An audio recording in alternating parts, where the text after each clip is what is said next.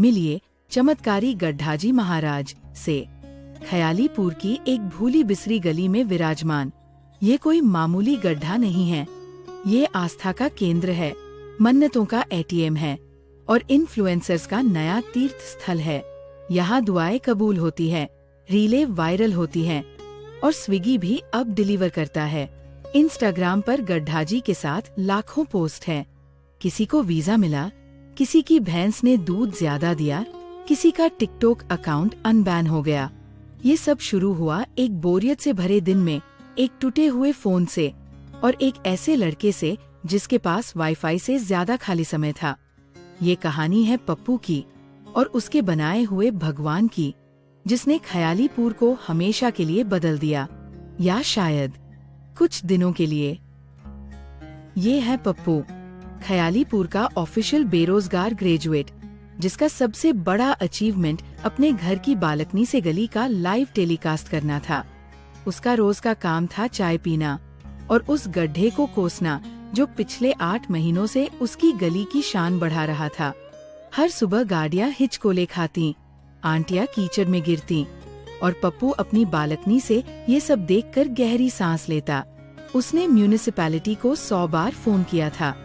जवाब हमेशा एक ही आता, सर काम प्रोसेस में है। पप्पू को पता था कि यह प्रोसेस कछुए की रेस से भी धीरे चल रहा था। आज भी विधायक गुप्ता जी का काफिला गुजरा। उनकी सफेद गाड़ी ने कीचड़ का ऐसा फव्वारा उड़ाया जो सीधा शर्मा जी की धुली हुई चादर पर जाकर गिरा। पप्पू ने अपना फोन उठाया, आज कुछ करना ही पड़ेगा। और फिर तकदीर ने अपना खेल खेला। पप्पू का वाईफाई बंद हो गया। दुनिया से कटकर बोरियत के अथाह सागर में गोते लगाते हुए पप्पू की नजर अपनी माँ की पूजा की थाली पर पड़ी। गेंदे के फूल, अगरबत्ती, एक आइडिया। ये जुगाड़ का एक एपिक मोमेंट था। वह नीचे उतरा, माँ की डांट को अनसुना करते हुए थाली से कुछ फूल चुराए और उस कीचड़ भरे गड्ढे के चारों ओर सजा दिए। बीच में एक अगरबत्ती गाड़ी और माचिस से जला दी। धुएं की एक पवित्र लकीर उठने लगी। उसने अपने टूटे हुए फोन से एक फोटो खींची। एंगल ऐसा लिया मानो कोई प्राचीन मंदिर हो। उसने फोटो को ख्यालीपुर के लोकल फेसबुक ग्रुप पर पोस्ट किया। कैप्शन लिखा, प्रणाम, हमारे मोहल्ले के गड्ढा देव जो सालों से हमारी परीक्षा ले रहे हैं, और पोस्ट बटन दबा दिया। पप्पू को लगा था कि लोग गालियां देंगे, म्यूनिसिपैलिटी को टैग करेंगे और बस, लेकिन ख्यालीपुर की जनता उम्मीद से ज्यादा भोली थी। पहले तो पोस्ट पर हाहा रिएक्ट्स आए, फिर किसी ने जय हो गड्ढा देव की लिख दिया, और फिर जो हुआ वो पप्पू ने भी नहीं सोचा था। सामने वाले घर की मिश्रा आंटी, जो हर चीज में शगुन ढूंढ लेती थीं, बाहर निकली। उन्होंने गड्ढे को देखा, फूलों को देखा, अगरबत्ती का धुआं देखा और सच में हाथ जोड़ लिए। उन्होंने दूर से ही गड्ढे को प्रणाम किया और अपनी आंखें बंद कर ली। पप्पू अपनी बालकनी से ये सब देख रहा था। उसकी हंसी पेट में ही अटक गई। उसका एक छोटा सा मजाक अब एक अंधविश्वास का पहला अध्याय बन रहा था। देखते ही देखते पोस्ट पर 100 से ज्यादा शेयर हो गए। अब पप्पू के अंदर का शैतान जाग चुका था। उसने एक फेक अकाउंट बनाया पिंटू मेधावी के नाम से और अपनी ही पोस्ट पर कमेंट किया, थैंक यू गड्ढाजी महाराज, मैं मैथ्स में 3 बार फेल हुआ, कल यहाँ मन्नत मांगी और आज पास हो गया। ये आग में घी डालने जैसा था। लोगों ने पिंटू को बधाइयाँ देनी शुरू कर दी। किसी ने लिखा, मेरा बेटा भी कॉमर्स में कमजोर है, कल लेकर आती हूँ। किसी ने पूछा, क्या नारियल चढ़ा सकते हैं? पप्पू ने अपनी बालकनी को अपना कमांड सेंटर बना लिया था। वो हर कमेंट का जवाब दे रहा था, कहानियां गढ़ रहा था। हाँ, नारियल जरूर चढ़ाए, लेकिन धीरे से, देवता नाराज हो सकते हैं। प्रसाद में केवल पानी पूरी ही चढ़ाए, देवता को तीखा पसंद है। ख्यालीपुर में एक नया धर्म जन्म ले रहा था और पप्पू उसका अकेला पैगंबर था। और फिर वह आई, बिंकी भल्ला उर्फ बिंकी बेप्रिवेल्स, जिसके लिए दुनिया एक कंटेंट थी और जिंदगी एक रील। उसने कहीं से सेक्रेड पॉटहोल ट्रेन देख लिया और अपनी सफेद गाड़ी में अपनी रिंग लाइट और माइक के साथ ख्यालीपुर पहुंच गई। उसने गड्ढे को ऐसे देखा जैसे कोलंबस ने अमेरिका को देखा हो। Oh my god guys, the vibes here are so divine. उसने अपनी रिंग लाइट ऑन की, फोन सेट किया और ड्रामा शुरू। उसने धीमी गति में गड्ढे के 3 चक्कर काटे, आंखों में आंसू भरकर आसमान की तरफ देखा और फिर फुसफुसाकर बोली, मुझे यहाँ एक अद्भुत शांति महसूस हो रही है।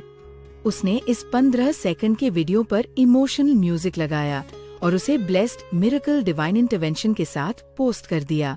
उस रात तक वीडियो पर 10 लाख से ज्यादा व्यूज थे। पप्पू का मजाक अब नेशनल न्यूज बन चुका था। अगली सुबह पप्पू की नींद ढोलन गाड़ों की आवाज से खुली। उसकी शांत गली अब कुंभ का मेला बन चुकी थी। बिंकी की रील ने आग लगा दी थी। दूर दूर से लोग गड्ढा जी के दर्शन करने आए थे। कोई मन्नत मांग रहा था, कोई सेल्फी ले रहा था। नारियल पानी वाले, चाट वाले और गड्ढा जी महाराज की फोटो वाले की चेन बेचने वाले भी आ गए थे। गली में पैर रखने की जगह नहीं थी। हॉर्न और लोगों के शोर से पप्पू का सिर फटने लगा। ये सब उसी ने शुरू किया था, लेकिन अब ये जिन्न उसकी बोतल से बाहर निकल चुका था। उसकी बालकनी, जो कल तक शांति का प्रतीक थी, अब वीआईपी बॉक्स बन गई थी, जहाँ से वह अपने ही बनाए सर्कस का सबसे अच्छा नजारा देख सकता था। उसका मजाक अब एक अनकंट्रोलेबल 24 घंटे चलने वाला इवेंट बन गया था। इस भीड़ में पप्पू की नजर एक गरीब परिवार पर पड़ी।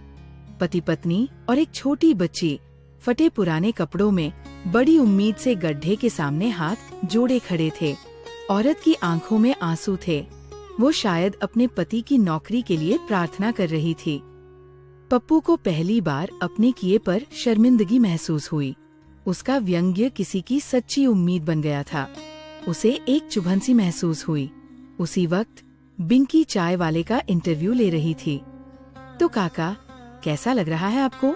काका, जिसकी दिन की बिक्री 10 गुना बढ़ गई थी, बोला, बिटिया, भगवान भला करे तुम्हारा और इस गड्ढे का। बिंकी के चेहरे पर एक पल के लिए, सिर्फ एक पल के लिए, उसके नकली उत्साह की जगह सच्ची हैरानी आई। शायद उसे पहली बार एहसास हुआ कि उसके कंटेंट का असर असली इंसानों पर भी पड़ता है। ये खबर जब विधायक गुप्ता जी तक पहुंची, तो उनका पारा चढ़ गया। न्यूज चैनल वाले उनकी विधानसभा में विकास के गड्ढे पर प्राइम टाइम शो कर रहे थे। उनकी बेइज्जती हो रही थी। उन्होंने गुस्से में अपने चमचों को बुलाया, रात के अंधेरे में जाओ और उस मनहूस गड्ढे को भर दो, कहानी खत्म करो। रात के 2 बजे जब गली शांत थी, 2 आदमी फावड़ा और सीमेंट लेकर पहुँचे। जैसे ही उन्होंने पहली फावड़ा मिट्टी डाली, एक तेज रोशनी चमकी। खबरदार, हमारी आस्था पर हमला करने की हिम्मत कैसे हुई तुम्हारी? ये बिंकी थी, जो रात में स्पिरिचुअल नाइट शूट कर रही थी। उसने अपना फोन लाइव कर दिया था। उसकी चीख सुनकर बाकी भक्त भी जाग गए। उन्होंने गुप्ता जी के आदमियों को फावड़े समेत वहां से खदेड़ दिया। बिंकी ने दहाड़ते हुए लाइव स्ट्रीम खत्म की। सेव गड्ढा जी, लोकतंत्र पर हमला। अब गुप्ता जी के पास कोई रास्ता नहीं बचा था। मामला हाथ से निकल चुका था। एक नेशनल न्यूज चैनल ने डिबेट रखी, गड्ढा जी, आस्था या अफवाह? गुप्ता जी भी उसमें शामिल हुए। जब एंकर ने उनसे सीधा सवाल पूछा, तो उन्होंने चश्मा ठीक करते हुए कहा, देखिए, ये पब्लिक सेंटिमेंट का मामला है जो वायरल हो गया है। हमारी सरकार जनता की हर भावना का सम्मान करती है। अगले ही दिन गुप्ता जी ने एक शानदार पॉलिटिकल यूटर्न लिया। उन्होंने घोषणा की कि गड्ढा जी महाराज स्थल को एक हेरिटेज साइट बनाया जाएगा। गड्ढे के बगल में एक विशाल होर्डिंग लगा दिया गया, जिस पर गड्ढे की फोटो से बड़ी गुप्ता जी की मुस्कुराती हुई फोटो थी। लिखा था, ख्यालीपुर की ऐतिहासिक धरोहर के संरक्षक श्री गुप्ता जी। ये देखकर पप्पू का खून खौल उठा। उसके मजाक को, उसके व्यंग्य को एक भ्रष्ट नेता अपनी राजनीति के लिए इस्तेमाल कर रहा था। अब बस अब दर्शक बनने का समय खत्म हो गया था। गुप्ता जी ने मीडिया के सामने अपनी इमेज चमकाने के लिए एक भव्य महापूजा का आयोजन किया। पूरी गली को फूलों से सजाया गया, कैमरे और माइक हर जगह थे। जैसे ही गुप्ता जी ने भाषण शुरू किया, भाइयों और बहनों, हमारी संस्कृति की रक्षा करना हमारा धर्म है। पप्पू ने अपना मास्टर स्ट्रोक खेला। उसने अपनी बालकनी से सामने वाली इमारत की दीवार पर एक प्रोजेक्टर चालू कर दिया। अचानक दीवार पर एक वीडियो चलने लगा। उसमें ख्यालीपुर के नागरिकों की गड्ढे के बारे में शिकायतें थीं।